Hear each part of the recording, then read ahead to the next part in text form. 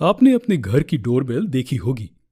जब कोई आपकी डोरबेल बजाता है तो आपको आवाज सुनाई देती है और आपको पता चल जाता है कि दरवाजे पर कोई व्यक्ति है।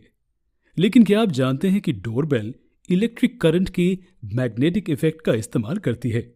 मुझे यकीन है कि आप सोच रहे होंगे कि कैसे। वर्ष 1820 में डेनिश फिजिसिस्ट हांस क्रिस्टियन ओर्स्टेड ने देखा कि एक तार के माध्यम से करंट फ्लो कराने पर पास रखी मैग्नेटिक नीडल में डिफ्लेक्शन पैदा हुआ। अपने ऑब्जर्वेशन की पुष्टि करने के लिए उन्होंने एक कंपास नीडल के पास एक तांबे का तार रखा और इसे बैटरी से जोड़ दिया। उन्हें आश्चर्य हुआ कि जब भी सर्किट से करंट प्रवाहित हुआ तो सुई ने डिफ्लेक्शन दिखाया। इसलिए उन्होंने निष्कर्ष निकाला कि इलेक्ट्रिक करंट मैग्नेटिक फील्ड उत्पन्न करता है। लेकिन सवाल यह है कि कैसे?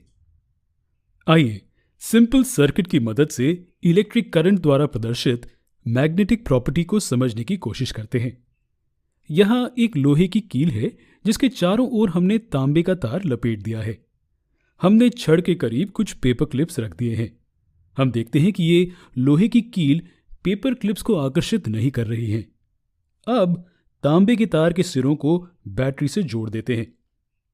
अब हम देखते हैं कि पेपर क्लिप लोहे की कील की तरफ आकर्षित हो रही है।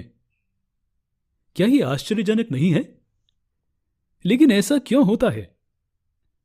चलिए लोहे की कील के एटम्स पर करीब से नजर डालें।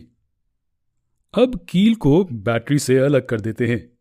हम देख सकते हैं कि लोहे की कील के अंदर काफी इलेक्ट्रॉन्स हैं और इनमें से प्रत्येक इलेक्ट्रॉन अलग अलग दिशा की तरफ पॉइंटेड है। इसलिए यहां कोई मैग्नेटिक इफेक्ट नहीं है। अब देखते हैं कि सर्किट में बैटरी जोड़ने के बाद इनमें से प्रत्येक इलेक्ट्रॉन्स का क्या होता है।